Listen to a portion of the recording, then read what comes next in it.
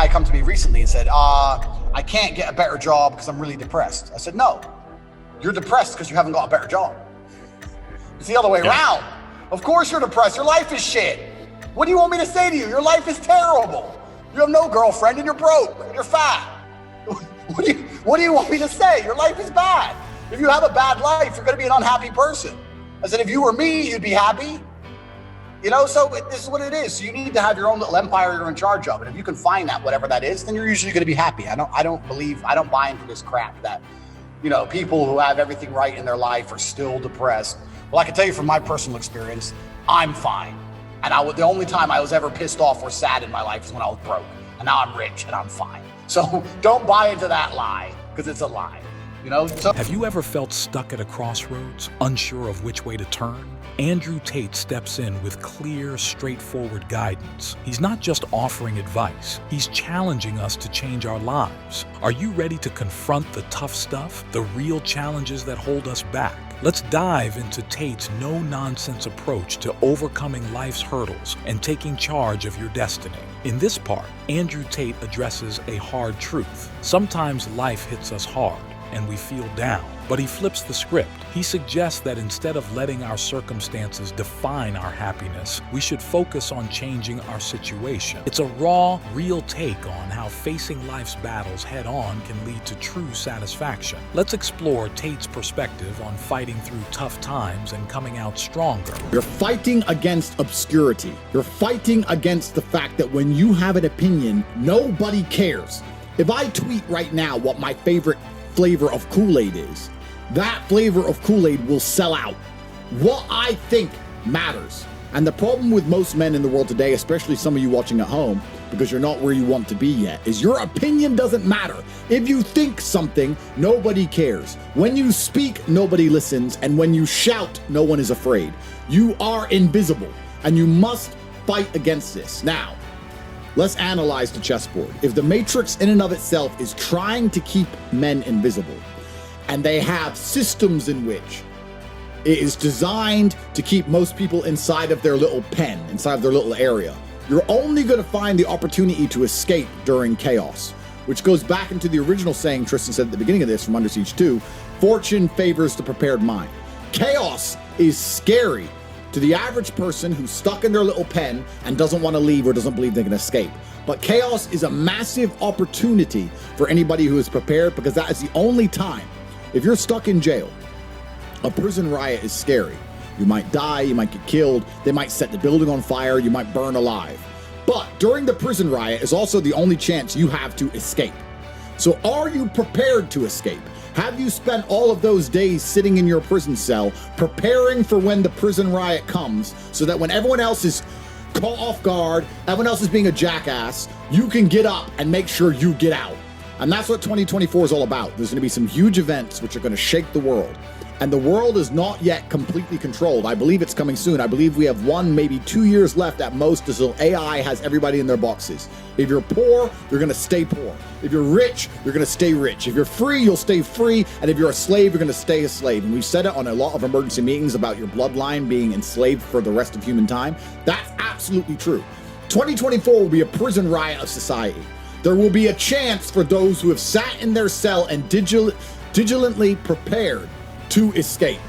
And I want to make this clear to you at home. It's not going to be easy. My brother and I have gone through our most difficult year yet. It's been hard. We've been hit by the Matrix. They put us in jail.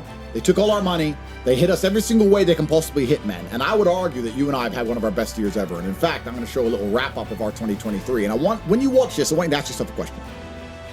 The Tate brothers have been hit by the Matrix, by the establishment, to be punished for talking and trying to help me be free. They have lived a life of punishment. We have been under some form of control since last year. The entire year, we were in jail, they were in house arrest, then we were locked in Bucharest, now we're locked in Romania. We have not been free for a single day this year.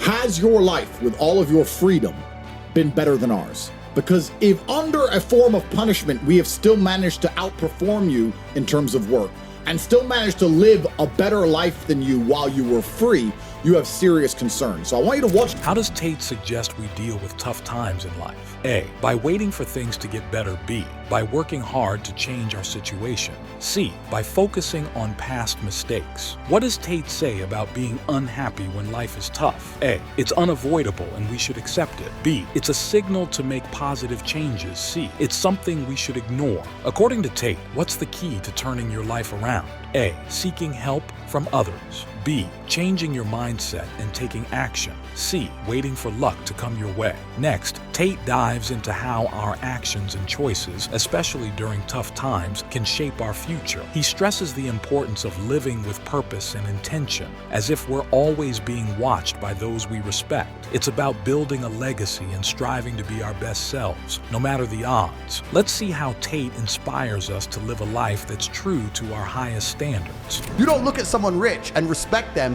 thinking he went to school. The people you are learning from in school aren't even fucking rich. Your business professors never had a business. They're brokies. They're fucking broke. So school's a scam. And it's the biggest scam on earth.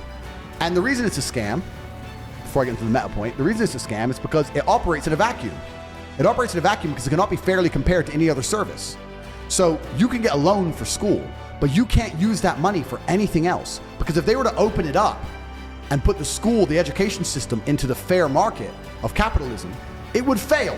If I were to give you 100 grand and say you can get a degree, or you can buy a crypto, or you can start your own business, or you can do anything you want with it, who's gonna choose a degree?